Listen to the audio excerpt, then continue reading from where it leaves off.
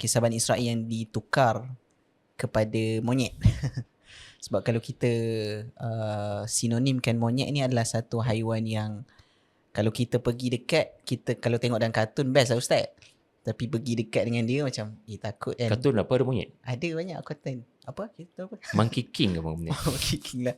So dia macam satu binatang yang kalau boleh kita nak elakkan daripada bertemu secara face to face sebab kita tak tahu apa yang dia akan bertindak macam mana kan. Dia panggil apa?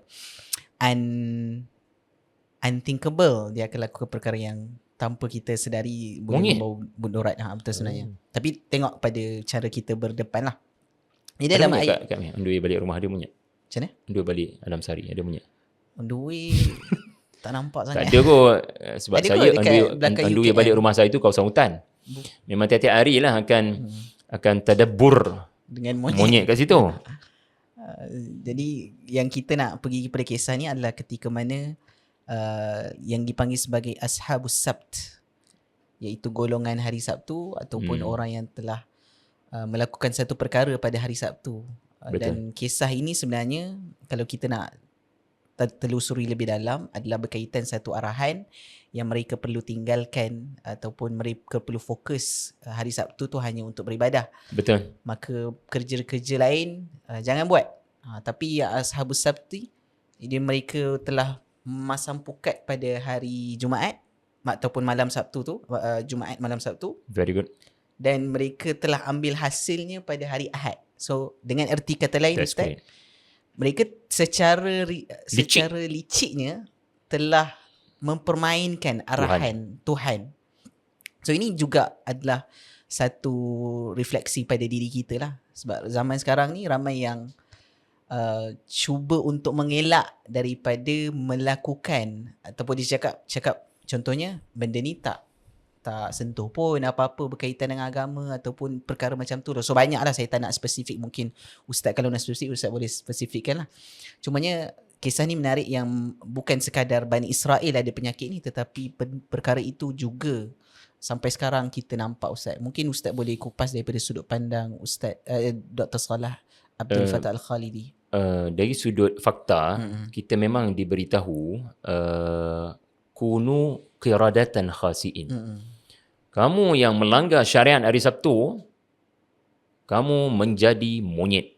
Kunu, kamu menjadi monyet, bukan sekadar monyet ni. Qiradatan khasiin. Khasiin ni maksudnya khasian fahuwa hasir, di mana orang tak nak datang dekat. Jijiknya. So bukan hanya monyet. Sebab ada monyet kita rasa nak pergi dekat, nak bagi sumbangan roti. Tapi ada monyet yang jangan ya Allah, sangat jijik, mungkin membawa penyakit. Bila mi baca statement ataupun fakta di dalam Al-Quran, maka jadilah mereka itu monyet yang terhina. Kita diajar oleh Dr. Salah Abdul Fattah Al-Khalidi untuk termenung sekejap, berhenti sekejap dan bertanya satu soalan. Kita memang latih di Tadabbur Center ni kepada para pelajar untuk bertanya soalan why, bukan hanya what. Kalau what, dia produce tafsir. What is the meaning daripada menjadi monyet? Artinya Allah dengan kekuasaannya menyumpah mereka menjadi monyet. Dr. Salah menyatakan dua pandangan.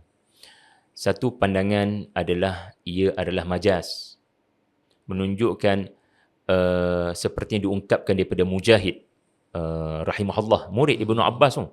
Imam Mujahid. Yang ditukar bukan mereka tubuh.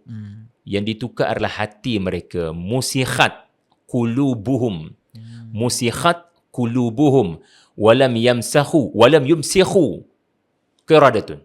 Yang diubah adalah hati mereka. Namun dan termasuk juga yang memberikan pandangan ini adalah idola lah kepada Dr. Salah Al-Khalidi ataupun tokoh yang beliau sangat kagumi, Said Qutb rahimahullah, fi Zilal Al-Quran.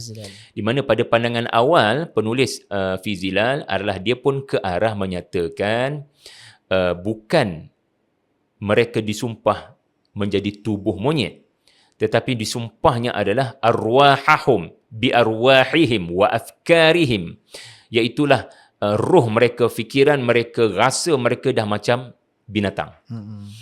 Tapi kata Dr. Salah, gurunya pula, inspirasinya Syed Qutb ini sendiri sudah tarajuk, review balik pandangan, dan beliau kembali kepada pandangan memang ini bukan majaz, ini bukan kiasan. Ini memang sumpah betul. Allah menukar tubuh mereka daripada tubuh manusia menjadi tubuh monyet. Okay, kita pun faham tafsir yang jumhur dan dikuatkan dengan Al-Imam At-Tabari punya tarjih, memang bukan majaz. Ini memang betul-betul cerita apa kalau kita tengok filem yang mana betul-betul bertukar jadi zombie, bertukar jadi betul-betul binatang. Ada, saya pernah ada orang dia kekal tubuh manusia macam Split, kalau pernah tengok Split, dia kekal macam dia macam identity, tapi ada identity tu dia bertukar jadi badan dia. Cerita apa pula aku bercakap ni. Okay, the point is, bila Mi tahu apa, sekarang Mi kena tanya mengapa agaknya ditukar kepada binatang. Pandangan kamu kenapa perlu tukar jadi monyet? Biarkan je lah, ataupun musnahkan je. Kenapa ada keturunan Bani Israel hari ni rupanya memang confirm ada satu batch tu memang jadi kera belaka. Kenapa Mi? Kenapa nak kena jadi kera? Apa kata jadi binatang lain ke? Ataupun the point is, kenapa kena jadi binatang? Setengah kita kesian lah dekat diorang. Bila Ustaz cakap tentang qiradatan khasi, ini adalah satu monyet yang sangat-sangat hina dan orang jijik kan. Pada waktu yang sama, menjijikkan dan hina ni dia memberikan ketakutan, kegerunan. Sebab salah satu binatang yang orang takut adalah Bigfoot. Bigfoot dekat Amerika lah, Bigfoot. Pasal ada satu istilah yang lebih kurang macam monyet juga, tapi Bigfoot daripada keturunan genetik dalam keluarga monyet. Okay. Lepas tu satu lagi dalam dekat area-area Alaska ataupun area snow sikit, dia panggil Yeti. So Yeti ni macam satu binatang yang putih dan bukan besar. Whitey kan? Bukan Whitey, Yeti. So kat sini pada waktu yang sama dia memberikan yang pertama jijik, yang kedua adalah kegerunan. Mungkin pada waktu itulah kan, mungkin adalah melambangkan mereka juga bertemu dengan monyet besar ke kan, ataupun kita tengok gorila pun kita takut kan.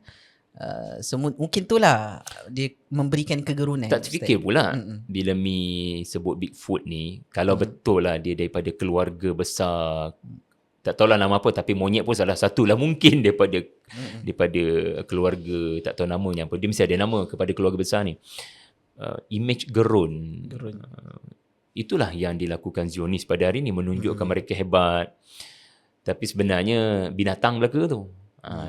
Jadi Dr. Salah kata, Al-Khalidi rahimahullah mengatakan, ini nak menunjukkan memang manusia ini ada yang keluar daripada fitrah.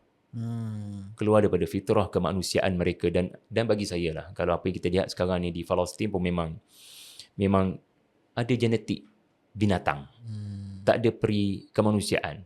Kalau kita banyak kali tengok monyet pun, kalau kita baling roti tu, memang akan ada satu yang akan dominan dan sanggup menepis yang lain-lain. Selagi dia boleh dapat, dia akan cuba dapat, menyebabkan saya kena gerak kereta ke depan sikit untuk lebih demokratik dalam pembahagian roti tu, supaya ada peluang kepada monyet lain. Tamak boleh nampak pada kera ni. Dan itu pun gambaran diorang.